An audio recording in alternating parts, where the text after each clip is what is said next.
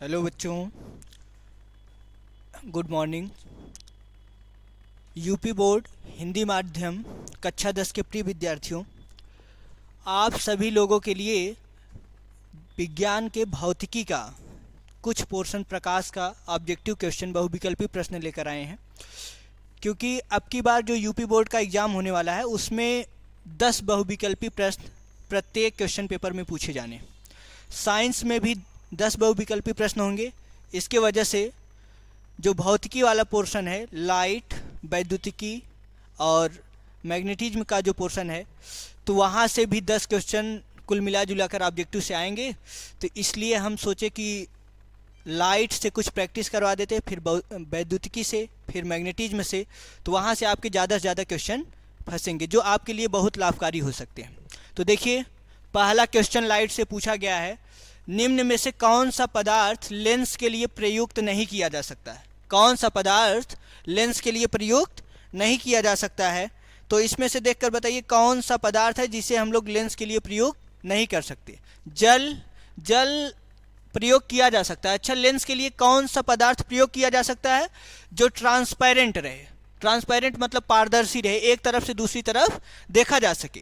तो जल तो हो सकता है क्योंकि जल पारदर्शी होता है, ये प्रयोग किया जा सकता है। कांच प्रयोग किया जा सकता है।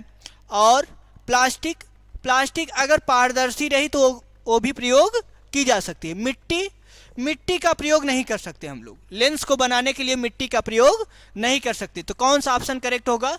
मिट्टी सही होगा। आगे क्या है? एक उत्तल लेंस की क्षमता 1 डायोप्टर है, तो उस लेंस की फोकस दूरी है। किसी उत्तल लेंस की क्षमता 1 डायोप्टर है तो फोकस दूरी कितनी होगी?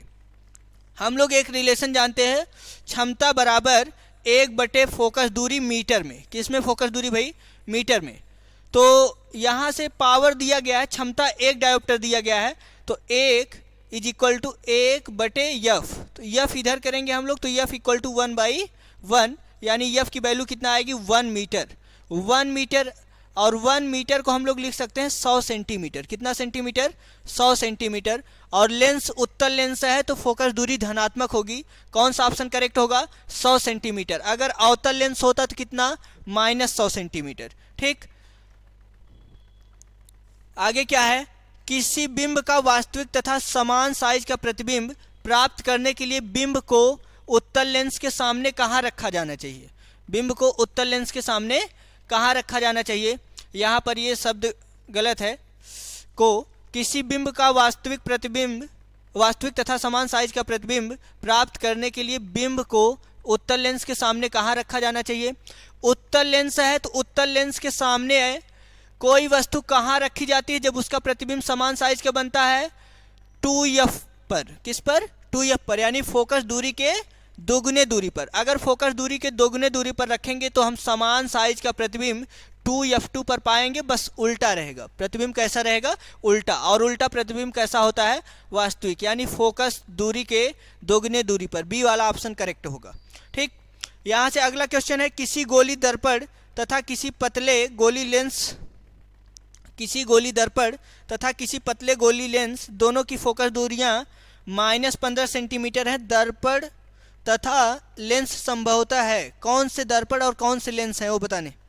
ठीक, किसी गोली दर्पण, यहाँ से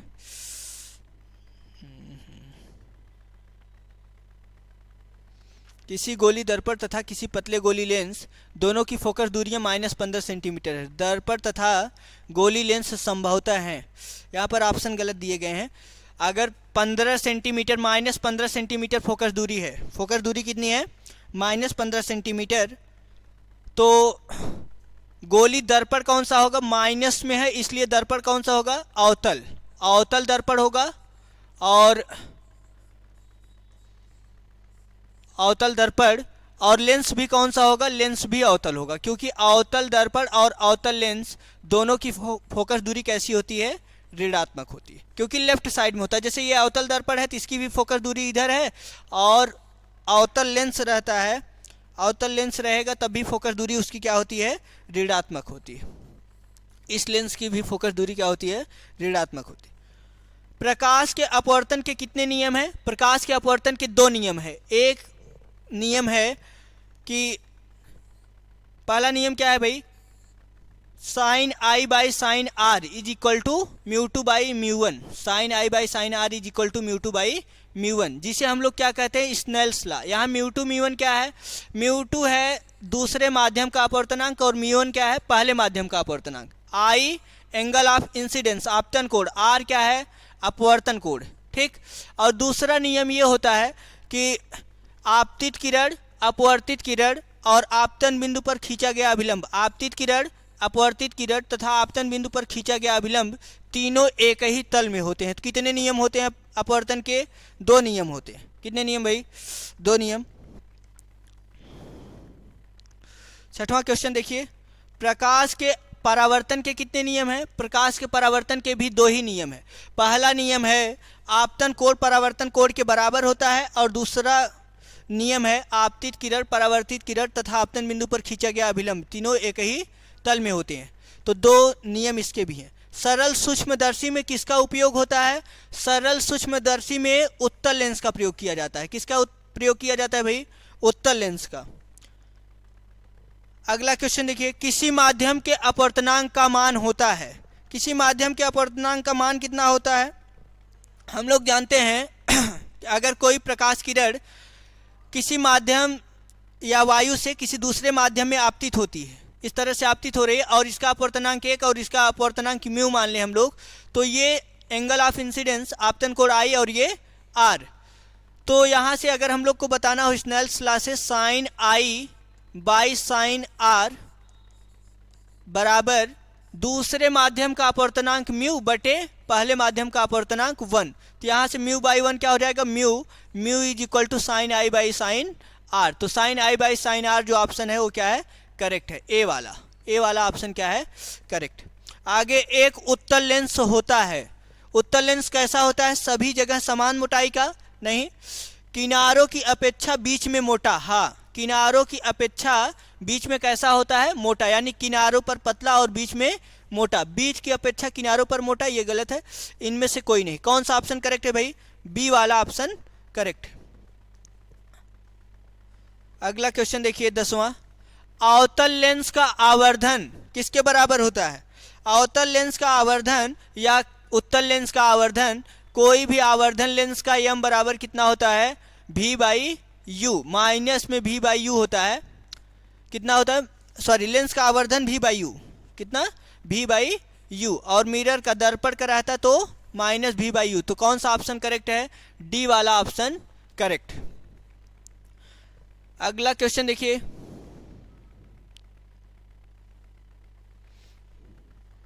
गोली दर्पण में फोकसांतर एवं वक्रता त्रिज्या के बीच संबंध है। फोकसांतर का मतलब फोकस दूरी से है, किससे भाई, फोकस दूरी से। गोली दर्पण में फोकस दूरी और वक्रता त्रिज्या के बीच में क्या रिलेशन होता है, यह बराबर r बाई 2। वक्रता त्रिज्या की आधी होती है फोकस दूरी, वक्रता त्रिज्या की आधी। तो यहाँ से कौन सा ऑप्शन करेक्ट होगा, r बराबर 2f, r बराबर 2f, ए वाला ऑप्शन करेक्ट है। 12वां देखिए, निर्गत किरण एवं अभिलंब के बीच के कोण को कहते हैं। निर्गत किरण और अभिलंब के बीच के कोण को क्या कहते हैं, आपतन कोण, परावर्तन कोण, दोनों, इनमें से कोई नहीं। निर्गत किरण और अभिलंब के बीच के कोण को क्या बोलेंगे भाई, परावर्तन कोण। जो किरण निकल रही होगी और अभिलंब के बीच के कोण को क्या बोलेंगे हम लोग, परावर्तन कोण। अगला है मीटर फोकस दूरी, 1 मीटर फोकस दूरी वाले उत्तल लेंस की क्षमता होगी। 1 मीटर जिसकी फोकस दूरी है उसकी क्षमता क्या होगी, अभी इस क्वेश्चन को हम लोग पढ़े ऊपर, 1/f in metre. 1 metre focus दूरी है तो 1/1, इसकी पावर कितनी होगी, 1 डायोप्टर। उत्तल लेंस है तो प्लस का 1 डायोप्टर। कौन सा ऑप्शन करेक्ट है, बी वाला ऑप्शन करेक्ट। अगला क्वेश्चन देखिए, किसी अवतल दर्पण द्वारा काल्पनिक तथा सीधा तथा आवर्धित प्रतिबिंब बनाता है जब वस्तु की स्थिति होती है। किसी अवतल दर्पण से हम लोग कब काल्पनिक, सीधा और आवर्धित प्रतिबिंब पा सकते हैं। आवर्धित का मतलब बड़ा प्रतिबिंब से है, कब प्रतिबिंब बड़ा मिलेगा, काल्पनिक रहे, सीधा रहे और आवर्धित रहे। अवतल दर्पण में अवतल दर्पण में सीधा प्रतिबिंब एक ही कंडीशन में पाया जाता है, जब वो फोकस और ध्रुव के बीच में रहता है। फोकस और ध्रुव के बीच में अगर रखेंगे तो प्रतिबिंब कैसा रहता है? सीधा रहता है, और सीधा के साथ साथ बड़ा भी रहता है और काल्पनिक रहता है। तो दर्पण तथा उसके फोकस के बीच ये वाला ऑप्शन करेक्ट है, दर्पण तथा उसके फोकस के बीच। किस दर्पण द्वारा प्रतिबिंब सीधा एवं छोटा होता है? किस दर्पण से प्रतिबिंब सीधा और छोटा होगा? उत्तल दर्पण से प्रतिबिंब सीधा और छोटा होता है। अवतल दर्पण से प्रतिबिंब बड़ा होता है, और समतल दर्पण से प्रतिबिंब हमेशा बराबर होता है। समतल दर्पण से प्रतिबिंब बराबर, और अवतल दर्पण से प्रतिबिंब किसी कंडीशन में बड़ा भी हो सकता है, छोटा भी हो सकता है, लेकिन हमेशा प्रतिबिंब सीधा एवं छोटा किससे मिलता है? केवल उत्तल दर्पण से। ठीक, अगला क्वेश्चन देखिए। अवतल दर्पण है, अवतल दर्पण कैसा दर्पण है? अभिसारी, अपसारी, अभिसारी एवं अपसारी दोनों। तो जो दर्पण प्रकाश किरणों को फैलाता है वो कौन सा दर्पण होता है? अपसारी। जो कन्वर्ज करता है, अंदर की तरफ मोड़ता है, उसे क्या बोलते हैं हम लोग? अभिसारी। तो जो अवतल दर्पण होता है, यहाँ पर जो प्रकाश किरणें जाती हैं वो कुछ इस तरह से, अगर ये अवतल दर्पण है तो प्रकाश किरणें ऐसे जाती हैं, अंदर की तरफ मुड़ के आती हैं। किधर की तरफ मुड़ के आती हैं? अंदर की तरफ, यानी प्रकाश किरणें क्या हो रही हैं? अभिसरित हो रहे हैं। तो कैसा दर्पण हो गया? अभिसारी। अगला क्वेश्चन देखिए। उत्तल दर्पण से बना प्रतिबिंब होता है, उत्तल दर्पण से बना जो प्रतिबिंब होता है वो हमेशा काल्पनिक एवं सीधा होता है। तो ऑप्शन के अकॉर्डिंग देखिए, उत्तल दर्पण से बना प्रतिबिंब होता है काल्पनिक एवं छोटा, काल्पनिक एवं आवर्धित, वास्तविक एवं छोटा। हमेशा काल्पनिक और छोटा बनता है, कभी बड़ा नहीं बनता। उत्तल दर्पण से बना प्रतिबिंब हमेशा काल्पनिक और छोटा बनता है। किस तरह से बनता है? कहीं भी वस्तु रखी जाएगी, उसका प्रतिबिंब हमेशा कहाँ बनेगा? फोकस और ध्रुव के बीच में। कैसा बनता है? छोटा बनता है और काल्पनिक बनता है। अगला क्वेश्चन देखिए। निम्नलिखित में किस दर्पण द्वारा किसी वस्तु का वास्तविक प्रतिबिंब प्राप्त किया जा सकता है? किस दर्पण से हम लोग किसी वस्तु का वास्तविक प्रतिबिंब प्राप्त कर सकते हैं? समतल दर्पण से आभासी प्रतिबिंब प्राप्त होता है।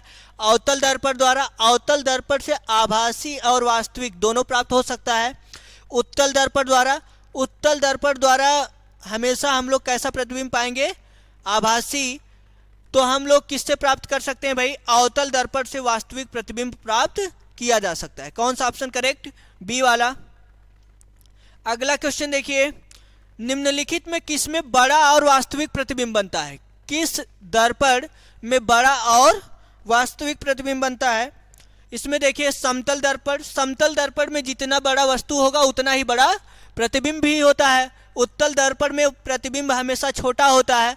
अवतल दर्पण द्वारा बड़ा और वास्तविक प्रतिबिंब प्राप्त किया जा सकता है। अवतल लेंस से भी प्रतिबिंब कैसा बनता है? छोटा बनता है। अगला क्वेश्चन। किसी वस्तु का आवर्धित प्रतिबिंब बनता है, किसी वस्तु का कब आवर्धित प्रतिबिंब बनेगा? आवर्धित मतलब वस्तु से बड़ा प्रतिबिंब। वस्तु से बड़ा, समतल में वस्तु के बराबर प्रतिबिंब बनता है। अवतल दर्पण द्वारा बड़ा बन सकता है, और किसी कंडीशन में बड़ा भी बनता है और छोटा। जब फोकस से पहले रहेगा तब प्रतिबिंब बड़ा, फोकस के बाद रखेंगे तो फोकस के पहले और फोकस के बाद दोनों कंडीशन में बड़ा बनता है। बस 2f के पहले जब रहेगा, फोकस के दोगुने दूरी के पहले या वक्रता केंद्र के पहले जब रहेगा तब उसका प्रतिबिंब छोटा रहेगा। वक्रता केंद्र पर उसके बराबर प्रतिबिंब बनता है। वक्रता केंद्र के आगे जाने पर प्रतिबिंब बढ़ता है साइज उसकी। फिर जब फोकस के और प्रकाशिक केंद्र के फोकस और ध्रुव के बीच में रखते हैं तब भी प्रतिबिंब बड़ा बनता है, लेकिन तब इस दशा में काल्पनिक और सीधा प्रतिबिंब बनता है। कैसा बनता है? काल्पनिक और सीधा। तो किसी वस्तु का आवर्धित प्रतिबिंब बनता है, कब आवर्धित बनता है? समतल दर्पण से उसी के बराबर बनता है। उत्तल दर्पण द्वारा छोटा बनता है। तो कौन सा ऑप्शन करेक्ट है? अवतल दर्पण के द्वारा। किसके द्वारा बड़ा प्रतिबिंब प्राप्त किया जा सकता है? अवतल दर्पण के द्वारा बड़ा प्रतिबिंब प्राप्त किया जा सकता है वस्तु का। समतल दर्पण द्वारा बना प्रतिबिंब हमेशा कैसा होता है? अगला क्वेश्चन है, समतल दर्पण द्वारा बना प्रतिबिंब हमेशा कैसा होता है? समतल दर्पण द्वारा बना प्रतिबिंब हमेशा काल्पनिक होता है। कैसा होता है भाई? काल्पनिक। काल्पनिक और उल्टा। तो इसमें उल्टे का ऑप्शन नहीं है, तो हम लोग कौन से ऑप्शन पर टिक करेंगे? काल्पनिक। हमेशा वो कैसा प्रतिबिंब बनाता है? काल्पनिक। जैसे कोई वस्तु यहाँ पर अगर ये दर्पण है और यहाँ वस्तु रखी गई है, तो इस कंडीशन में एक प्रकाश किरण ऐसे सीधे आती है और इसी रास्ते से टकरा के वापस जाती है, और दूसरी प्रकाश किरण ऐसे आने पर परावर्तन के नियमानुसार ऐसे जाती है। इसको हम लोग पीछे अगर बढ़ाते हैं और इस लाइट रेज को नीचे लाते हैं, तो यहाँ पर एक आभासी प्रतिबिंब बनता है। आभासी मीन्स काल्पनिक प्रतिबिंब बनता है। जितना दूर दर्पण से वस्तु रहेगी उतने ही दूरी पर प्रतिबिंब बनेगा, जितनी साइज का ये वस्तु रहेगा उतने ही साइज का प्रतिबिंब बनता है। यानी कि समतल दर्पण में कैसा प्रतिबिंब प्राप्त किया जा सकता है? काल्पनिक प्रतिबिंब। ठीक।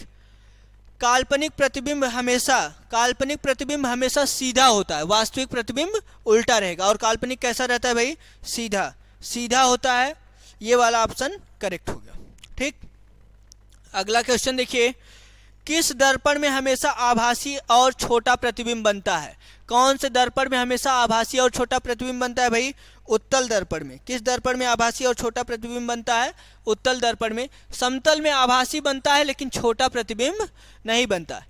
निम्न में से किस दर्पण की फोकस दूरी धनात्मक होती है? निम्न में से किस दर्पण की फोकस दूरी धनात्मक होती है?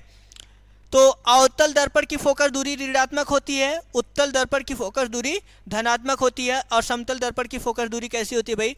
इनफाइनाइट होती है। तो कौन सा ऑप्शन करेक्ट है? उत्तल दर्पण की फोकस दूरी क्या होती है? धनात्मक होती है।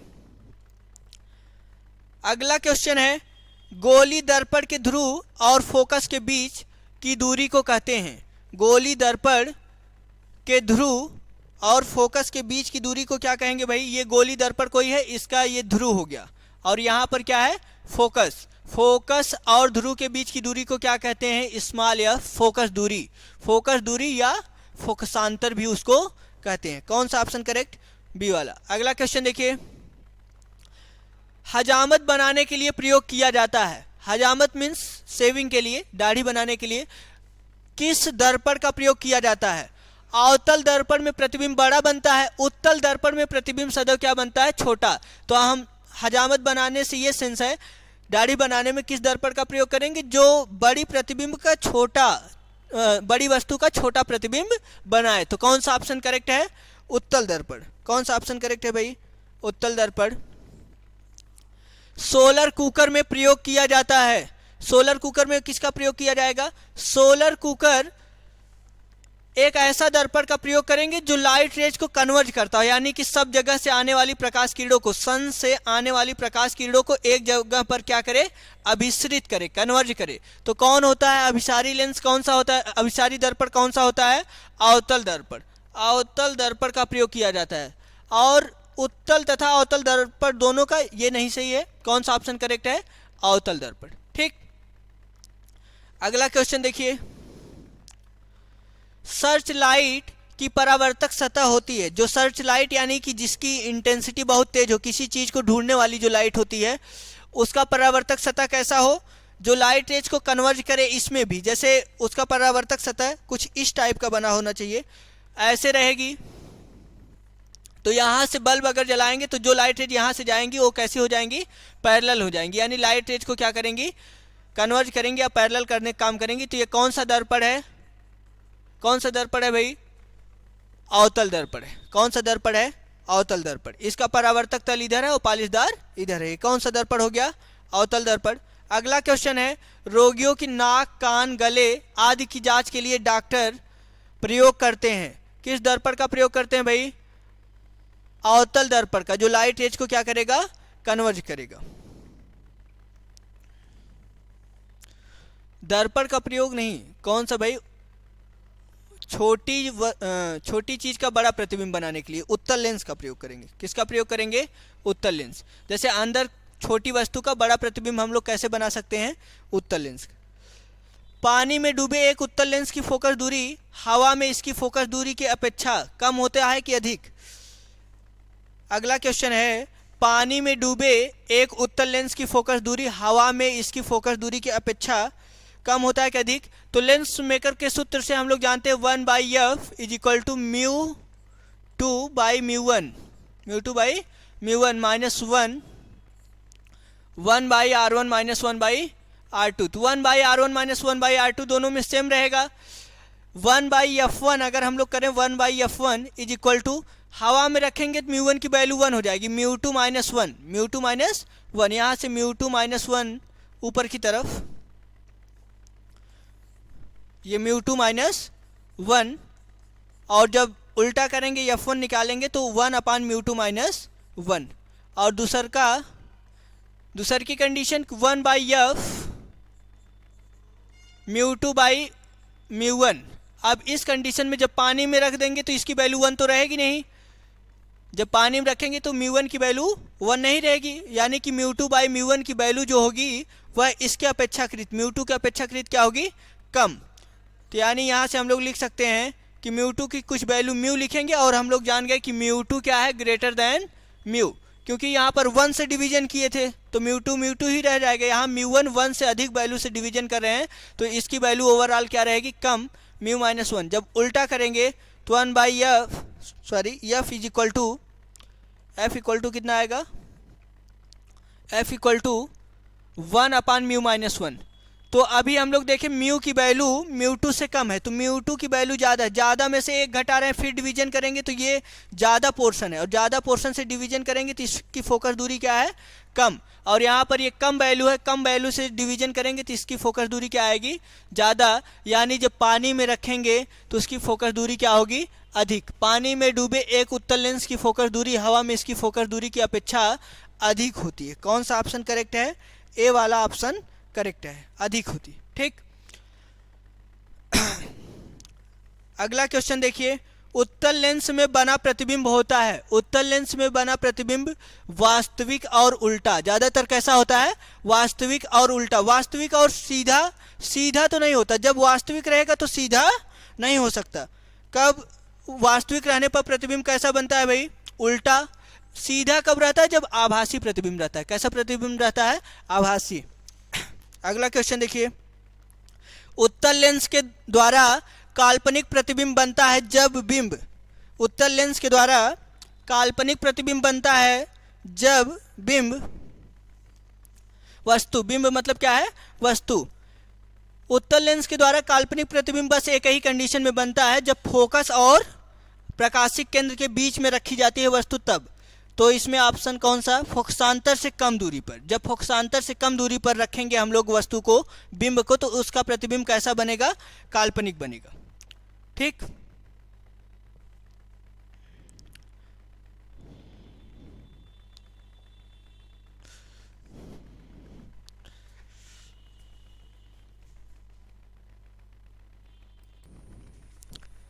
देखिए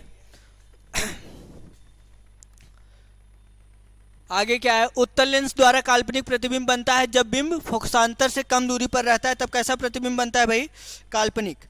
कैसा प्रतिबिंब बनेगा, काल्पनिक। अगला क्वेश्चन है, लेंस की क्षमता होती है, लेंस की क्षमता फोकस दूरी की दुगनी होती है, फोकस के बराबर होती है फोकस दूरी का व्युत्क्रम। फोकस दूरी का क्या होती है भाई, व्युत्क्रम। लेंस की क्षमता होती है P बराबर 1/F मीटर में, किसमें भाई, मीटर में, यानी किसका व्युत्क्रम है, फोकस दूरी का व्युत्क्रम। अगला क्वेश्चन देखिए, उत्तल लेंस में जब बिंब F और 2F के बीच रखा जाता है तब बना प्रतिबिंब होता है, तब उसका बना प्रतिबिंब कहाँ रहता है, उत्तल लेंस में जब हम लोग वस्तु को F और 2F के बीच में रखते हैं, F और 2F, ये F हो गया और ये 2F, इनके बीच में वस्तु को रखते हैं तो उसका प्रतिबिंब कहाँ पर बनता है भाई, 2F2 के बाद। पहले देखिए, जब अनंत पर रहता है तो उसका प्रतिबिंब कहाँ बनता है, F2 पर, और F2 और 2F के बीच में आते हैं, यहाँ अनंत और 2F के बीच में, तो F2 और 2F2 के बीच प्रतिबिंब बनता है। जब 2F पर आते हैं तो 2F2 पर प्रतिबिंब बनता है। 2F और F के बीच में जब प्रतिबिंब बनाते हैं, वस्तु रखते हैं, तब उसका प्रतिबिंब कहाँ बनता है, 2F2 के बाद। कहाँ बनेगा प्रतिबिंब, 2F2 के बाद। तो यहाँ पर बाद से मतलब नहीं है, बस प्रतिबिंब छोटा या बड़ा बताना है। ऑप्शन देखिए, बड़ा और वास्तविक, बड़ा और वास्तविक, इसके पहले रहता है छोटा, 2f के बाद रखते हैं तो बड़ा और वास्तविक प्रतिबिंब बनता है। कौन सा ऑप्शन करेक्ट है? बड़ा और वास्तविक। अगला क्वेश्चन देखिए, दो वक्री पृष्ठों से घिरे ठोस माध्यम को क्या कहते हैं भाई? हम लोग लेंस कहते हैं। दो वक्री पृष्ठों से घिरे ठोस माध्यम को क्या कहते हैं? गोली लेंस। क्या कहते हैं? गोली लेंस।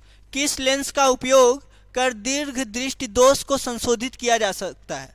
किस लेंस का प्रयोग करके हम लोग दीर्घ दृष्टि दोष यानी दूर दृष्टि दोष को संशोधित कर सकते हैं? दूर दृष्टि दोष में होता क्या है? दूर वाली वस्तु का प्रतिबिंब दिखाई नहीं देता। क्यों नहीं दिखाई देता है? दूर वाली वस्तु का प्रतिबिंब रेटिना के पहले बन जाता है। कहाँ बन जाता है? रेटिना के पहले, यानी प्रकाश किरण पहले ही कन्वर्ज कर जाती हैं। और प्रकाश किरण अगर पहले ही कन्वर्ज कर जा रहे हैं, उसको रेटिना पर कन्वर्ज कराने के लिए हम लोग क्या करेंगे? इस लेंस के पहले एक अवतल लेंस का प्रयोग करेंगे ताकि ये प्रकाश किरणें थोड़ा सा डाइवर्ज हो जाएं, और डाइवर्ज होने के बाद जब इस लेंस पर पड़ेंगी, नेचुरल लेंस पर, तो फिर यहाँ से कहाँ कन्वर्ज करेंगी? रेटिना पर कन्वर्ज करेंगी। तो कौन सा लेंस यूज करेंगे हम लोग? अवतल लेंस का यूज करेंगे। किस लेंस का उपयोग कर दीर्घ दृष्टि दोष को संशोधित कर सकते हैं? अवतल लेंस का उपयोग करके हम लोग दीर्घ दृष्टि दोष को संशोधित कर सकते हैं। अगला क्वेश्चन है, नई कार्तीय चिन्ह परिपाटी के अनुसार दर्पण के सामने रखे गए बीच की दूरी ली जाती है। दर्पण के सामने रखे गए बिंब की दूरी यहाँ लिखनी थी। क्या लिखना था? बिंब की दूरी। बिंब मतलब वस्तु से। दर्पण के सामने कोई वस्तु रखी जाएगी बाईं तरफ, तो वो दूरी कैसी होती है? ऋणात्मक। नए चिन्ह परिपाटी के अनुसार जो ध्रुव होता है उसको आप मूल बिंदु मान लीजिए। ध्रुव के बाईं तरफ की जो दूरी होगी उससे ऋणात्मक, और दाईं तरफ की दूरी को धनात्मक, और मुख्य अक्ष के ऊपर की दूरी को धनात्मक और नीचे की दूरी को ऋणात्मक लेते हैं। ठीक, इसके अकॉर्डिंग दर्पण के सामने जो वस्तु रखी जाएगी वो कैसा उसकी दूरी ली जाएगी? धनात्मक। तो कौन सा ऋणात्मक। तो कौन सा ऑप्शन करेक्ट है? बी वाला ऑप्शन करेक्ट। अगला क्वेश्चन है, प्रत्येक लेंस के दो वक्रता केंद्र होते हैं क्योंकि? प्रत्येक लेंस के दो वक्रता केंद्र होते हैं क्योंकि वो दो वक्री पृष्ठों से बने होते हैं। लेंस की दो वक्र सतहें होती हैं। लेंस एक सतह वक्र तथा दूसरी समतल होती है। लेंस की दोनों सतह समतल होती है। दो वक्रता केंद्र तब होंगे जब लेंस की दो वक्री सतहें हो, जब दो वक्र सतहें रहती हैं तब उसके कितने केंद्र होते हैं भाई? दो होते हैं। एक अवतल दर्पण की फोकस दूरी 10 सेंटीमीटर है, उसकी वक्रता त्रिज्या होगी। फोकस दूरी की आधा होती है कौन? वक्रता त्रिज्या। तो यहाँ से कितना आ जाएगा? F is equal to R/2। F equal to R/2। Focus दूरी की वक्रता त्रिज्या कितनी हो जाएगी? 2 गुनी। तो यहाँ से R is equal to 2F। यहाँ से 10 सेंटीमीटर दिया गया है फोकस दूरी, तो 2 गुणे 10 कितना सेंटीमीटर आ जाएगा? 20 सेंटीमीटर। तो कौन सा ऑप्शन करेक्ट है? ये 20 सेंटीमीटर। एक गोली दर्पण की वक्रता त्रिज्या 28 सेंटीमीटर है, इसकी फोकस दूरी होगी। वक्रता त्रिज्या 28 है तो फोकस दूरी कितनी होगी? R is equal to 2F या F इक्वल टू R/2। वक्रता त्रिज्या दिया है 28, तो F इक्वल टू 28/2 यानी 14 सेंटीमीटर। कौन सा ऑप्शन करेक्ट होगा? 14 सेंटीमीटर ऑप्शन करेक्ट होगा। तो आज हम लोग 40 क्वेश्चन प्रकाश से देखे हैं, फिर अगले लेक्चर हम लोग लगभग 40 क्वेश्चन वैद्युत से देखेंगे, फिर उसके बाद चुंबकी से देखेंगे। तो यहाँ से हम लोग 40-40 बहुविकल्पी प्रश्न देख लेंगे, जहाँ से फिजिक्स वाले जो प्रश्न रहेंगे बहुविकल्पी वाले सभी के सभी हो जाएंगे। ठीक, धन्यवाद।